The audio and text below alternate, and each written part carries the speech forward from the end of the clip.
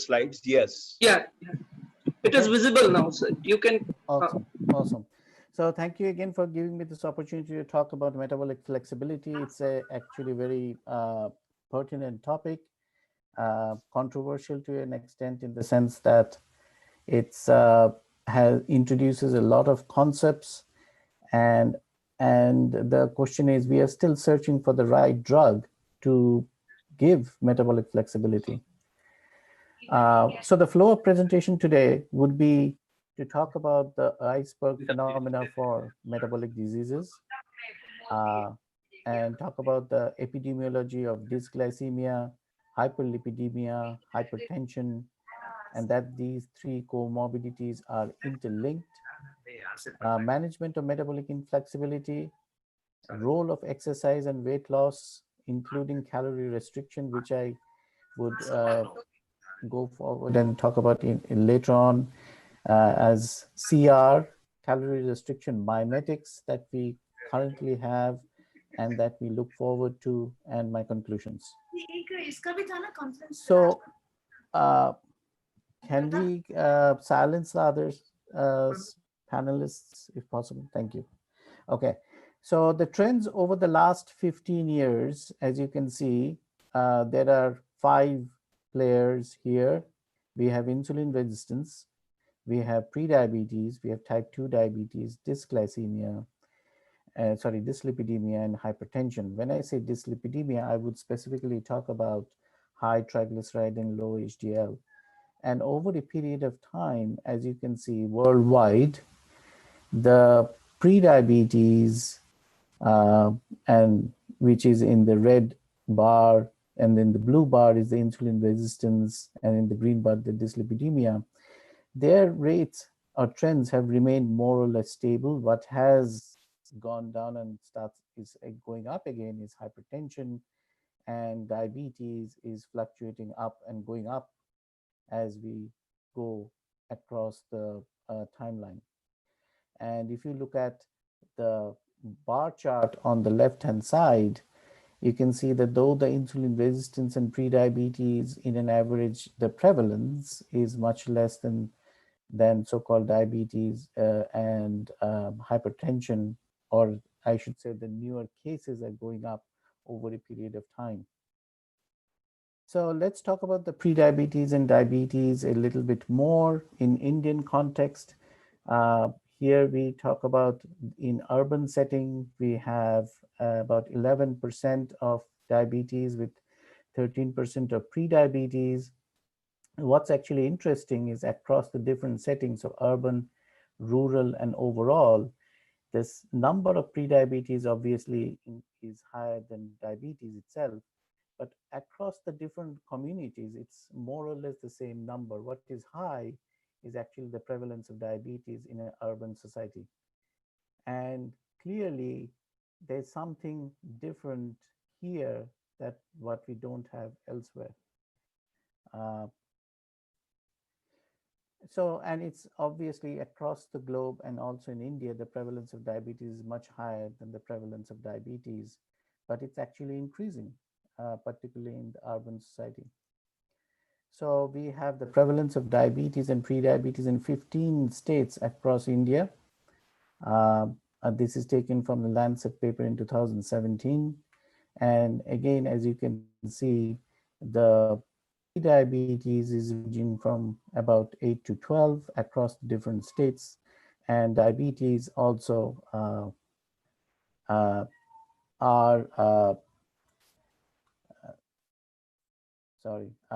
also quite high across the different states. In Punjab particularly, it's quite significantly high at 10%, and this is going back to 2017 paper.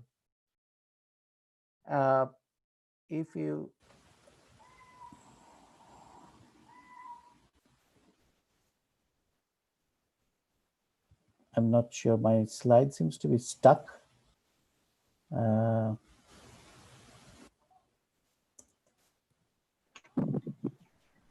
So can you just click somewhere on your slide? Click somewhere on the slide. Yeah, please. So prediabetes and diabetes, as I mentioned, are going up over it, and I've tried to show the spread across India. So as we have started off saying that there is association of hypertriglyceridemia and low HDL, and again, these are quite significantly associated with the multivariable conditions of type 2 diabetes and hypertension, dyslipidemia.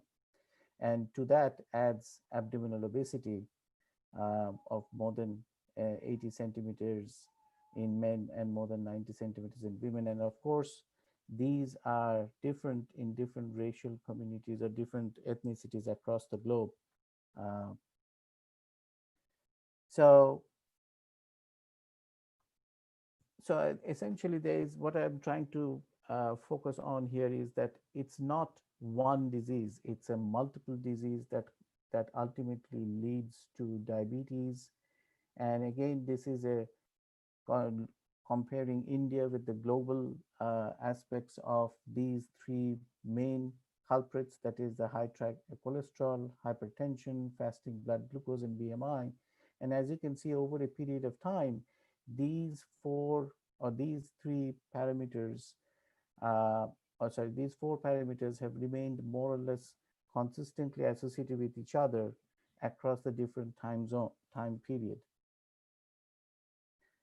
Uh, so as I was saying, this is essentially a iceberg phenomena, which means when you see a diabetes, you see the tip, but it has grown over a period of time. That means there was a phase of pre-diabetes before that, and there was a phase of insulin resistance before that. Are we adequately treating the at the very onset of this disease, or are we just trying to address mainly diabetes when we know the disease, it's very difficult to reverse?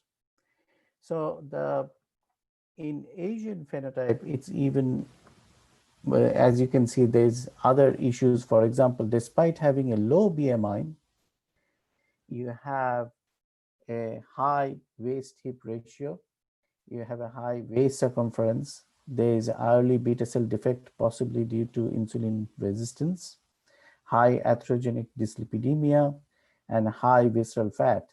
These are unfortunately hidden behind despite a low BMI. So it has a very unique clinical profile, which we don't sometimes have in the United States. So this dysglycemia-based chronic diseases, as ACE and ADA would recommend, is a continual process from insulin resistance, stage 1, stage 2 being pre-diabetes, then diabetes, and then ultimately diabetes with complication. It takes several years to develop this. However, I'm not sure how many of us actually go ahead and target insulin resistance when there is obvious signs for it. So, and these could all be linked to the basic concept of energy disruption or lack of energy flow. So that's where the concept of metabolic flexibility comes in. Does one have metabolic flexibility? And what do we mean by that? So the metabolic flexibility is the ability of an organism to respond to changes in metabolism or energy demands as the condition or activity would demand. In other words, is the body able to produce energy fast enough, soon enough, when it's required, and not do so when it's not required? So, and the concept essentially is appropriate fuel selection in a fasting state and a fed state. And the broad concepts are essentially the crux of the matter is insulin resistance and the fuel that the mitochondria chooses in different activities. For example, glucose and fatty acid in the mitochondria, which is the powerhouse or the energy house for all cells and as a whole, the whole body. So the normal energy metabolism is, as I said, would be characterized by periodic shifts in glucose and fatty acid oxidation, because it is the primary machinery responsible for combustion and should be able to choose freely between alternate fuels that will give you immediate energy, such as carbohydrate, or not so immediate energy in a fasting phase, such as ketone bodies or free fatty acids. So this transition in fuel choice is very important, and that's where a healthy mitochondria is important. So the cardiometabolic disease is increasingly, we are all recognizing that it's a condition which starts as metabolic inflexibility, then there is nutrient overload, there's insulin resistance, along with the nutrient overload, and a heightened substrate competition. So I'm going to try to show some of these concepts in a more diagrammatic fashion. So here we have a healthy state where you have energy flexibility. Say you have a hybrid car, you're using petrol or fuel, and you're using electricity and you're getting power, right? Everything is perfect. Same for us. The mitochondria can switch between glucose and ketone bodies, and everything is perfect. The inflexibility comes in when suddenly you don't have petrol, which gives you fast boost, right? And you are kind of relying on the battery, and your car can't go very fast. Similarly to in us, you cannot utilize glucose, though there may be circulating a lot in your blood, but because of insulin resistance, there is a block. So the body sometimes has to move to the other sources for ATP production or energy production, or get it moving, such as ketone bodies, and it just cannot switch when you need the energy. Say you go for a run, you just can't do it. Uh, so that's kind of the concept of metabolic inflexibility. So these could be based on different tissues, such as muscles and fat tissues. And as you know, our insulin resistance or glucose entry at different tissues are different. So in a sleeping phase, you have a high fatty acid oxidation, glucose oxidation goes down, your glycogen storage would be used up, you would have lipolysis so that you have some energies. And in the fed state, you try to bring those stores up so that you can subsequently exercise when you need cause high fatty acid oxidation, high glucose oxidation, glycogen stores goes down. You would hope that you can break down some of the fat by lipolysis and your fatty acid storage would go down. On the other hand, the rest is not doing you any justice. So let's talk about the metabolic inflexibility and flexibility a bit more. As you know, this is a respiratory quotient on your x-axis, and your y-axis, you essentially are showing different states of fasting, and then there's a post-absorptive state, postprandial state, and a meal, right? So with little amount of insulin, this is a flexible state.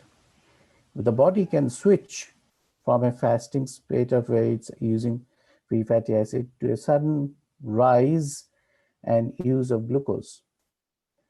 And unfortunately, with huge amount of insulin and insulin resistance, there is a problem here. And you have a mixed meal and your body just cannot shoot up. And you're like stuck in a second gear all the time. So the mitochondrial capacity to freely switch between the different fuels depends on the nutritional context is lost in these so-called metabolic inflexible individuals. And that is the start of the whole process and cascade that ultimately leads to type 2 diabetes. Let's look at it from a nutrition standpoint. From a nutrition standpoint, again, you have a state of chronic nutrition. You have glucose, you have fatty acid and amino acids. They undergo metabolism, giving to acyl-CoAs, which subsequently enters the citrate cycle, which ultimately should give you NAD and NADH, which is your energy source, which ultimately leads to ATP and ATP, right? And here there is, in a situation of nutritional overload, there is a disruption in the electron transport chain, and unfortunately you have ROS production, which ultimately halts this entire process. Now, I wouldn't say halts, but at least it impairs, and there's repair and dysfunction. So we all know that there is a metabolic inflexibility and so-called the ominous octet, which has been promoted and talked about multiple times by Dr. DiFranzo.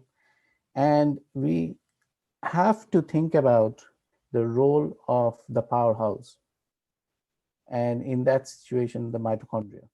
So we did certain studies, and I just wanted to mention these couple of studies. So these we put in human mesenchymal stromal cells, which, as you know, can make fat, muscle, and so on. So these are very versatile cells. So the blue one is essentially normal glucose, the red one being in high glucose, and A is essentially when you give a permeabilization and it literally makes a hole in the cell membrane. B is essentially the substrate for complex 1, and C is the substrate for complex 2, which is succinate. So as soon as you give complex 1, there's a sharp rise in oxygen consumption. The cells can respire much better. In high glucose, you just can't. So the defect is here and not in complex 2 substrate.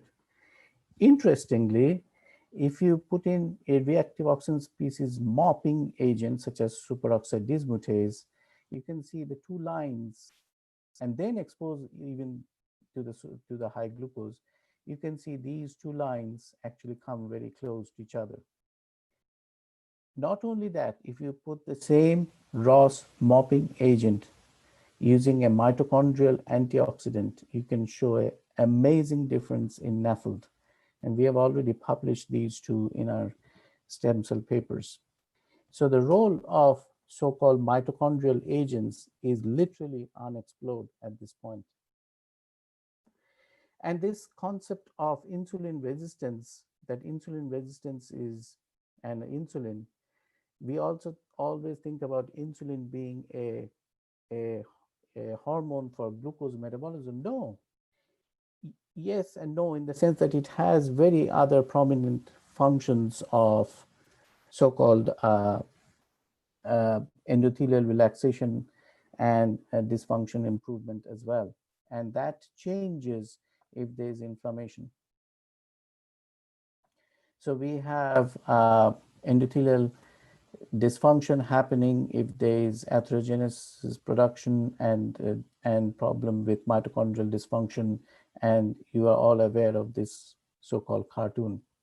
So our management options, ADA has talked about multiple management options of lipid management, glucose management, and so on, weight management, and the current management options talk about treating all these three, but we have to individually give these three, but we unfortunately do it only when the patients have either diabetes or prediabetes. And there comes the concept of calorie restriction, where you can subsequently reduce the dysglycemia to a certain extent, and removing of the intra-organ triglyceride, as I showed in the liver, would allow the proper mitochondrial function to return. So that's one possible option for us. So the proposed medications and proposed mechanism of action. Let's go through the mechanism of action. So it will hopefully reduce oxidative stress, reduce the glycation of the macromolecules, reduce DNA repair damage, reduce inflammation, increase mitochondrial efficacy, which is important, and reduce the age-related patterns of gene expression and so on. The possibilities are metformin, pioglitazone, and thiazolidine downs. GLP-1 receptor agonist and SGLT2. These are possible potential mechanisms. Any newer agents needs to be looked into, which should have no side effects.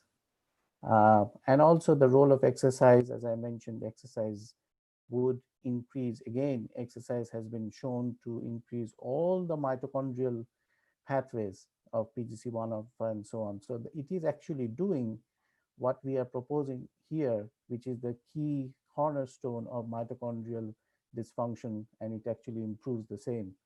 So we somehow need to get there, which would improve the mitochondrial function. So let's talk about metformin. Metformin is a wonderful drug, has been used by all of us.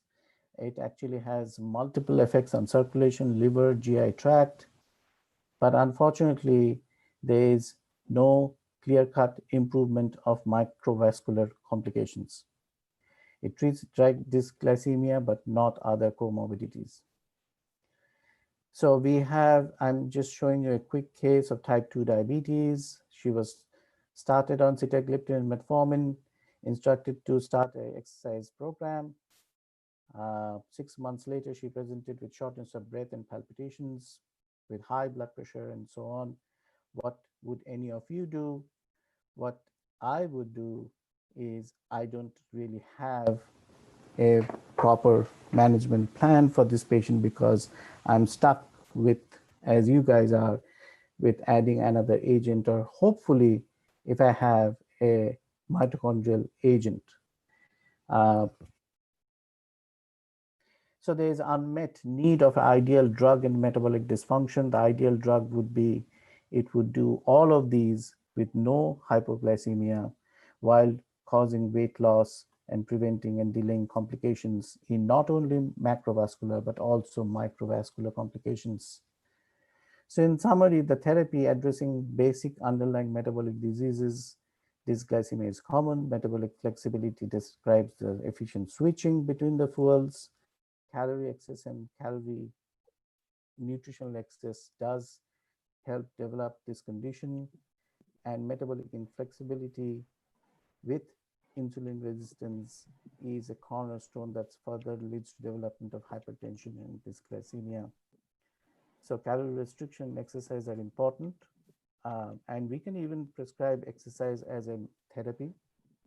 And there is obviously an unmet need for drugs for patients who cannot, in spite of maybe trying, do exercise. So thank you very much for listening to my talk. And how flexible is your metabolism?